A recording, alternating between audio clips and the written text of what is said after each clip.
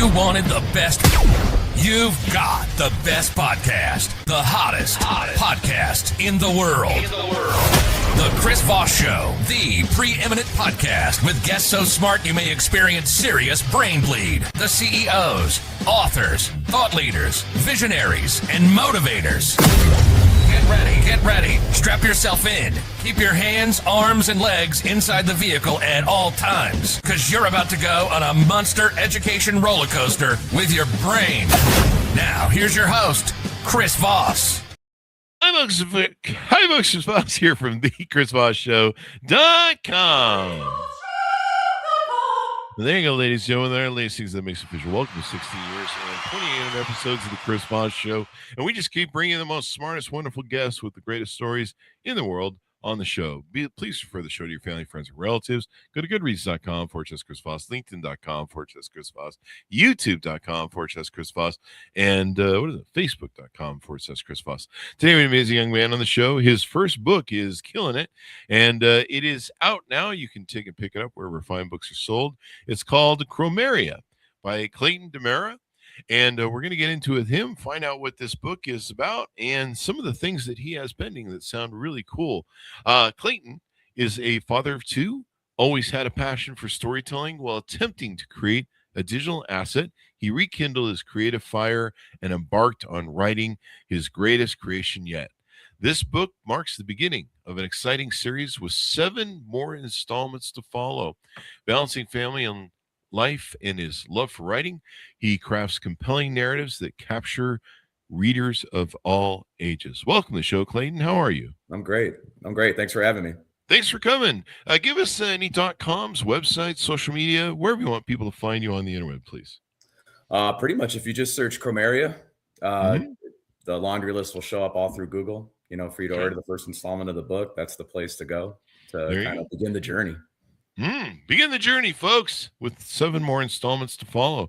So it's an 8 installment series, book series?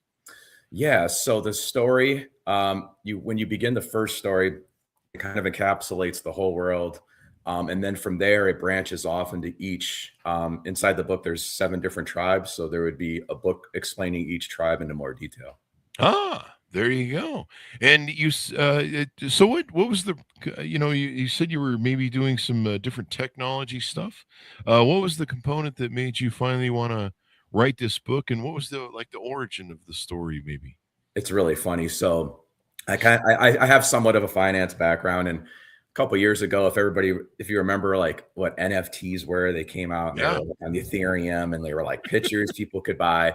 Well, they came out around 23 for like the Bitcoin blockchain, and I found them, and I was like, wow, so you can just make a picture and it can be worth something. And so, assuming it was that simple, I do it, and nothing happened. And so I sat there and said, well, I wonder if you have to actually have a narrative, you have to create a story.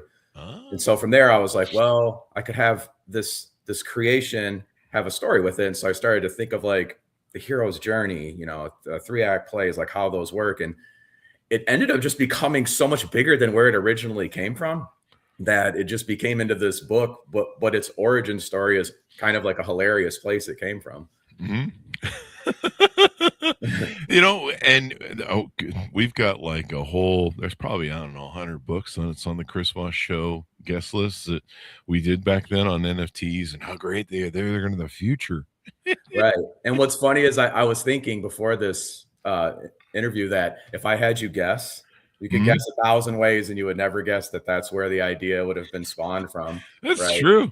And but it really helped my dynamic of like going back to a creative past in my childhood and really opening up this idea. And then it just expanded. It just grew to a point where more things came from it. So it's really been a cool ride.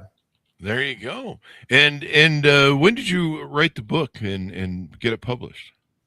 It was published in 2025. I want to say around April. And I used American Publishing. They've been fantastic, holding my hand, throughout the whole process. Whereas my background had never really been about writing. And so that was a whole new endeavor to experience what that world really looked like.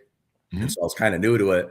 But it's been fantastic so far. So I really enjoyed it. Did you write when you were young? Was there any ever time in your life where you kind of had a inkling that, well, maybe I'm a writer?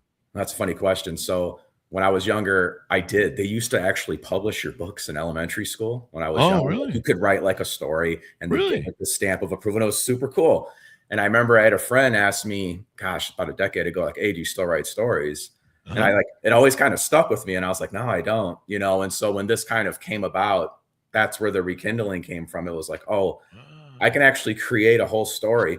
And I think one of the cool parts of it is, for me, when I was working on it, like, I didn't know where I was going to get at to the end. I was kind of working through it on like walks with my dog. I'd kind of think about it. And the thought came to me that I'm the only one in the world that knows the end. There's Yeah. no computer system that can figure it out. There's no one. So I hold this gate to this world. And Mhm. it just made it so much more realistic and so much more cool to experience. There you go. So tell us more about the characters in the book. Who are the protagonists and stuff like that? Yeah, so the book is based on a world that's created by a creator that creates the world, and he creates 7 different tribes. The 7 different tribes are given specific covenants to follow to work together, and as long as they work together, the harmony is established. Everything's okay. Through time, though, some of the covenants are broken and are disregarded, and what ends up happening is there's a rainbow covenant that allows all the 7 tribes to know that the creator gave this to them and it's his gift, but they end up worshiping the rainbow itself because that's where, when you die, you actually return to. So they worship the rainbow and not the creator, kind of like worshiping the gift and not the giver scenario. And through the book, there's a act of conflict that's introduced, and the point of conflict is given to the tribes to select whether or not they'll be righteous or rebellious through this choice. And the characters, there's a 2 dynamic character where there's a dad, there's 2 dads, 2 sons, and they're a part of the conflict is one of one of the son's fathers, he loses his life, and the other one, that father loses his son, and they both Mhm. take a separate role in the book, Mm. and you get to follow their paths of how they end up to where they end up, depending on the decisions they make, based off of the alteration the creator gave to the world, based on how things went as far as creation and the change when it went from what they were actually supposed to be focusing on and lost their way. Oh, wow. Worshiping the rainbow. Isn't that just Skittles? No, I'm just kidding. I had to get that joke in there. What sort of genre would you call this? Like fantasy or kind of Tolkien sort of stuff? Or I think, a lot of people take it more of, they lean more fantasy, and then there's also this lean to more of like a Christian kind of mm, focus, because it's the world's created by a creator. uh-huh. There's a rainbow covenant. So there are aspects of righteousness and rebellion, good and evil. But I really wanted to like dig into that feeling of when someone passes away in a book. It kind of reminded me of like the never ending story when Atreyu loses his horse. And I'm like, I've told my sons, like, when they've both watched it, they're like, it's a really traumatic scene for kids to see, but it was like, it really moved you when you were a kid, that like, wow, you can like lose things you love. And it like, the hero had to continue on. And so I think that's really important with my book, is that it's a focus on which direction does the hero take and which direction does the villain take, and what is based on that, what is fueling their directional path in the book. Hmm. And seeing in the future for 8 different books and stuff. That's quite a lot of work to see the future of. Some authors, when we interview them, they're just going book by book. What gives you that vision and confidence in your storyline and everything else? And I'm kind of asking that because a lot of writers or wannabe writers are listening to the show. Yeah, no problem. So how I looked at the additional books are based on further development of characters that are in the Mm, first book. So you have there's a girl from the Blue Tribe. Her name's Udo. She plays a key role with Manu in the with the son that loses the father, mm, and exploring more about where her tribe originated, how the creator created her tribe. We get it. We dial it down. How the creator created her tribe. What type of covenants did that certain tribe follow, and then where does it get to her? So how does she find Manu? Like, how does it end up getting there? And mm, each interaction in the book with a different tribe has a specific main character. And so, like, how my writing looked at it was, we can base the next book, when I say we, I just like mean me, but but like how I look at it is like, okay, the next book can be based on this character, and we can take a dynamic of their tribe and what they do well, and we can build a story based on that. And so I just kind of one of the things I follow, I really like to follow, like I said, is like a 3-act play and like a hero's journey. Like how does the walk go, and how do you get to where you want to get to? And so that's how they're all based. Wow, and that should be awesome. They can and they probably develop there from all the characters. Maybe you have a whole 8 series, maybe, or something, huh? Yeah, I mean, it's more. It to me, it's just how amazing one's imagination can be. You can really when you can create a world that you own in your mind, and you can continue to create it and create this universe that you can have others interact with. Yeah. Yeah. And how do your characters come to you? Like some authors will say that their characters stalk them and drive them crazy and demand that they write stuff down for them. Some people, they've got to do maybe some work in putting the characters together and keeping them active. That's a good question. I think my characters are more or less based on probably a combination of like things I've grown up to experience where, not just throwing my age out there, but coming from like the analog world to the digital world, watching movies, playing the growth of video games. You get a lot of stories that were given to you throughout your life. And there are places that you can kind of compartmentalize those character roles and those ideas. Cause there are great stories you can pinpoint and take things from and say, hey, this character he reminds me of this person. This villain reminds me of this person. What would a creator look like?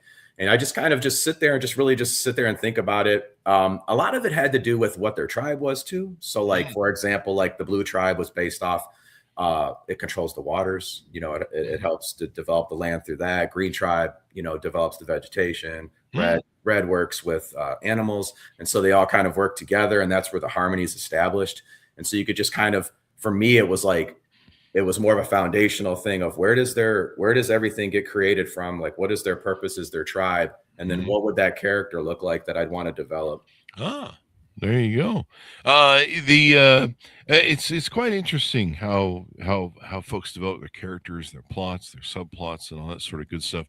And did it come fairly easily to you when you developed all this, or did it take quite a time to kind of learn the ropes and develop these things and get feedback maybe from other people?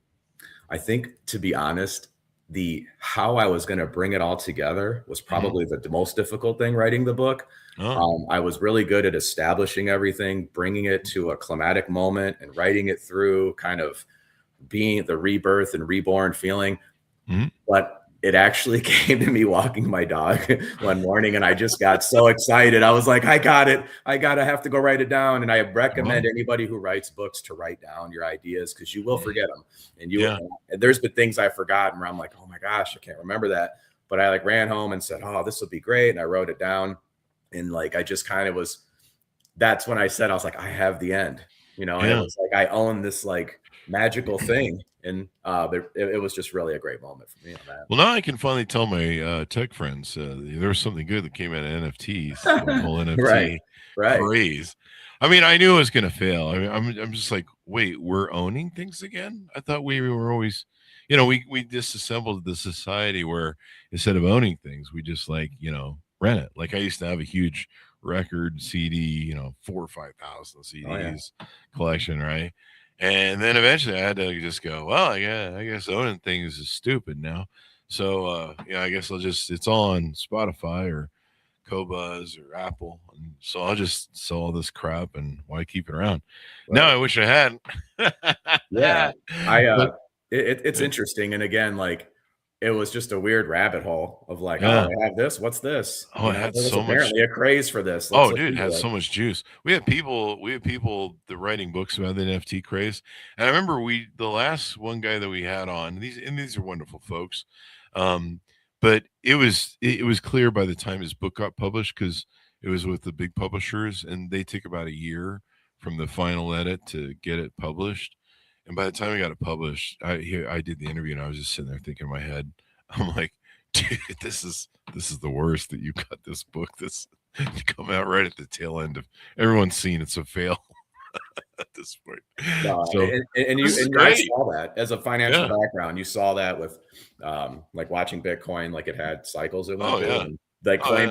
Coinbase, I think IPO'd like at the top, and so it's always was a joke in banking. Like, everybody bought that at like $400 a share, and that's what was funny about me writing the book too, is that I had this interesting background where it's like, yeah, I'm a random banker and I wrote this fantasy book, but no, it's really been a great experience to write it, and it's just such a I just think it's funny where it comes from, so it's like, and I just like, but it's always a quirky convo, because I think people think I'm endorsing NFTs, and I'm not. It was just more of like, can you actually make one? Could I actually make one? Yeah. That was Yeah. kind of my thing. Like, is it hard to make it? Like, could you make it? Yeah. The fact that I taught it myself within a day, let me know how probably not valuable they were. Right. So the more difficult to create, that was kind of code for value, I guess. So. Yeah.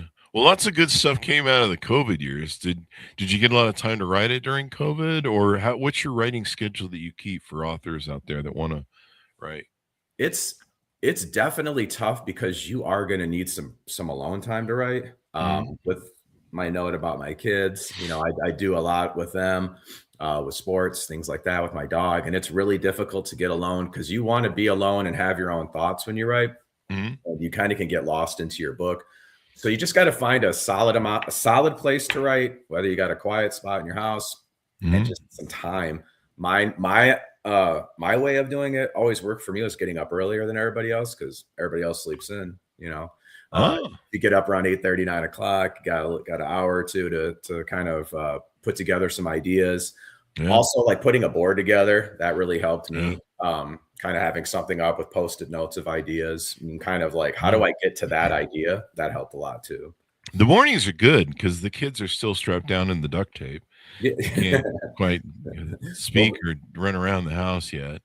I keep mine in those crates for the dogs. So the kids get to sleep past at 10, 11 o'clock. It must be nice. I mean, I remember those days too, but now you feel like you wasted the whole day. Yeah. So. That, or just put the kids up for adoption. Get Ted Kaczynski seemed to do pretty good writing in the cabin in the middle of the woods. So right.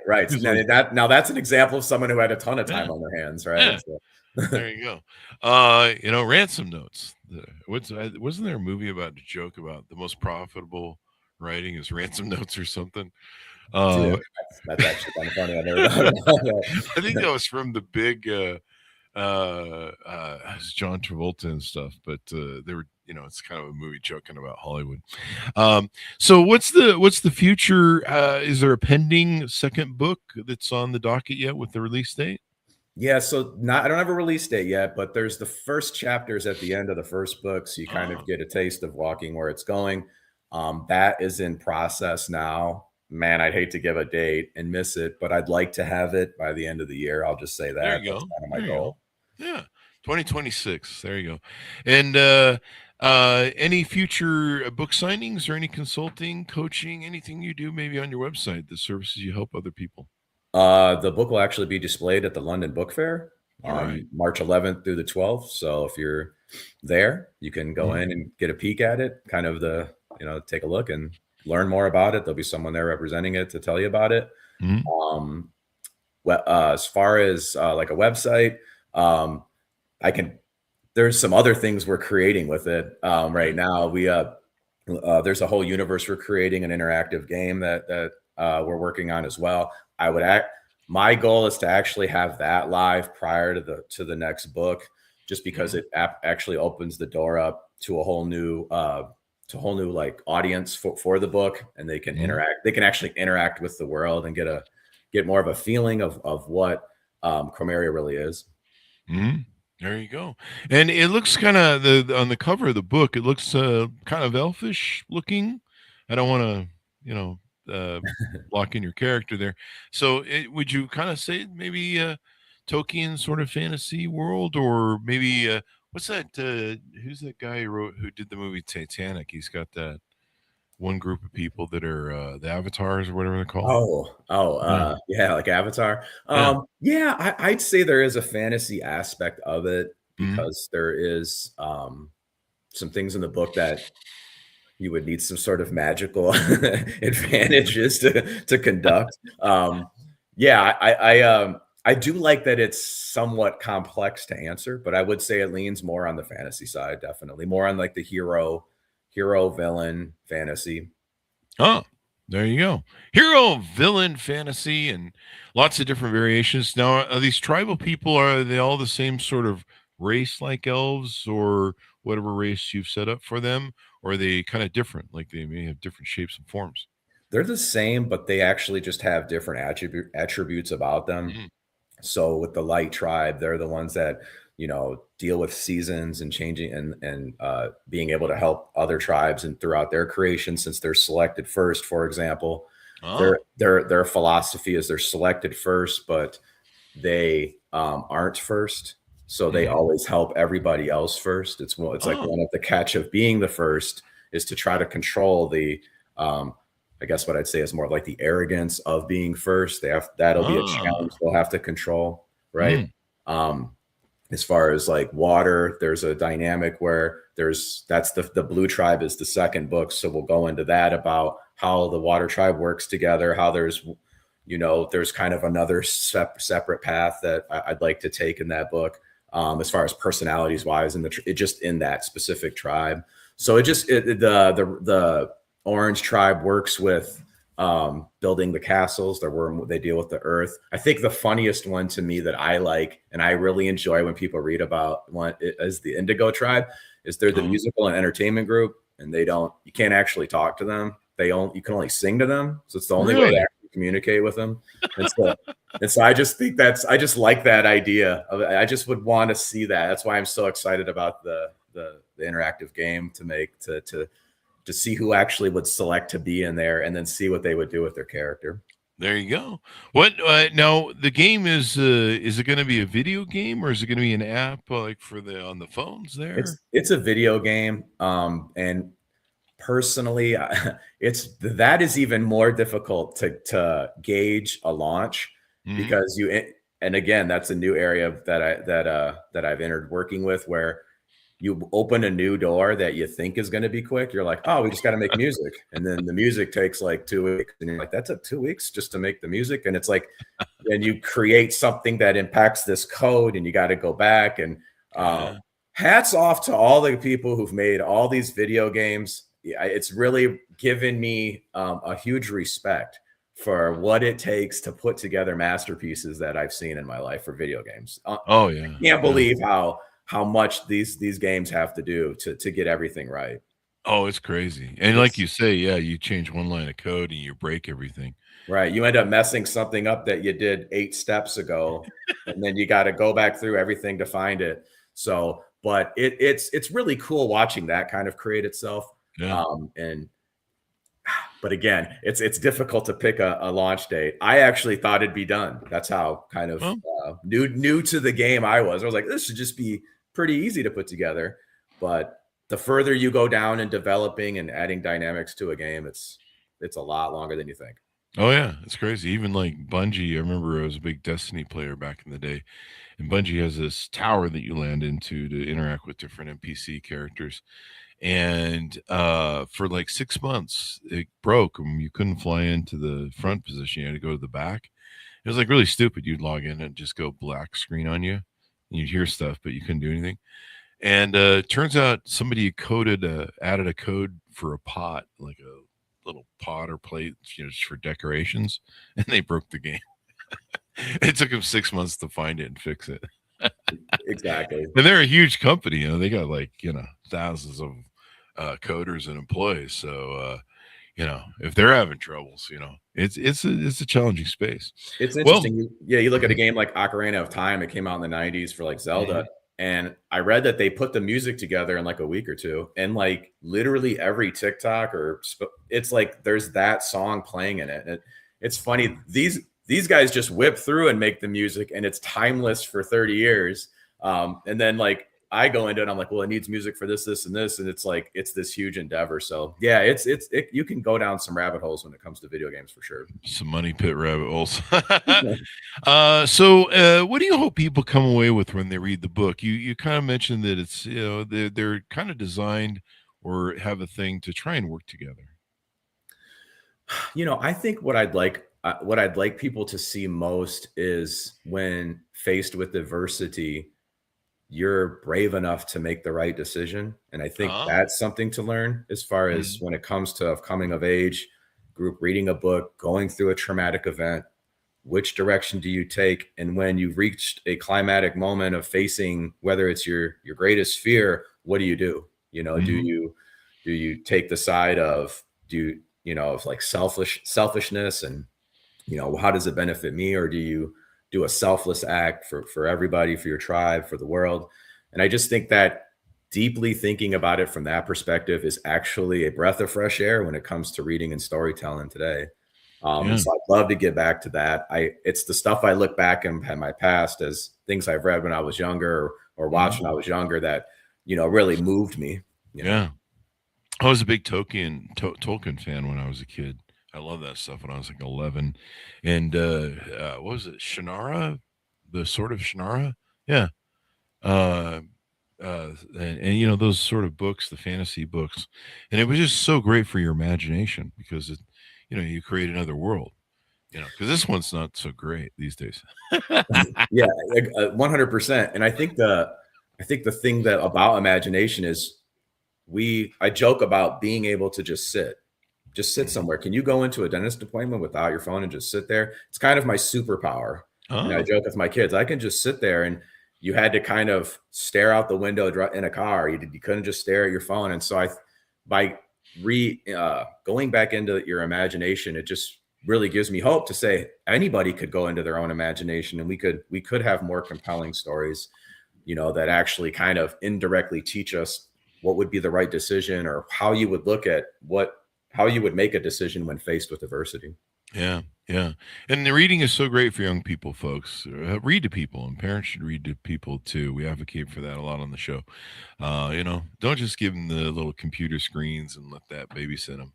The reading and imagination, like you talked about, is so important for childhood development, and it makes for great entrepreneurs too. Being able to imagine what the world could be as opposed to what it is. People like Steve Jobs and other people saw certain things and went, there's a better way to do this, maybe. And that's the great thing about being an entrepreneur too, as well. So I'm glad you found your voice. I'm glad you found your authorship. And, it's interesting. So many of the guests that we have on the show, 2,000 shows now. We have these authors that, they go through sometimes cathartic moments, lose a job, COVID, they do, all things throughout their life. And then kind of they reach a point where like, what do I really like to do? Or, I love to write, let's write a book. And it's just so great that there's the opportunities out there that people can take and do that. So thank you very much for coming to the show. Give people your final pitch out and .com where people can find you on the interwebs. Thanks so much for having me. If you just Google Chromeria, you'll source the book. You can order it on Amazon. If you happen to be in the UK, definitely take a look at the book fair. It's a hidden gem with a great message. There's additional books to come, and keep an eye out for the video game. I'd love for you to come join me in the game. There you go. Folks. Pick up the books wherever fine books are sold. Chromeria. It's out on wherever you can find stuff like Amazon. And there'll be a link on the Chris Voss Show. Go to goodreads.com/Chris Voss, LinkedIn.com/Chris Voss, Chris Voss1 on the TikTok, and all those crazy places on the internet. Be good to each other. Stay safe. We'll see you next time. You've been listening to the most amazing, intelligent podcast ever made to improve your brain and your life. Warning, consuming too much of the Chris Voss Show podcast can lead to people thinking you're smarter, younger, and irresistible sexy. Consume in regularly moderated amounts. Consult a doctor for any resulting brain bleed.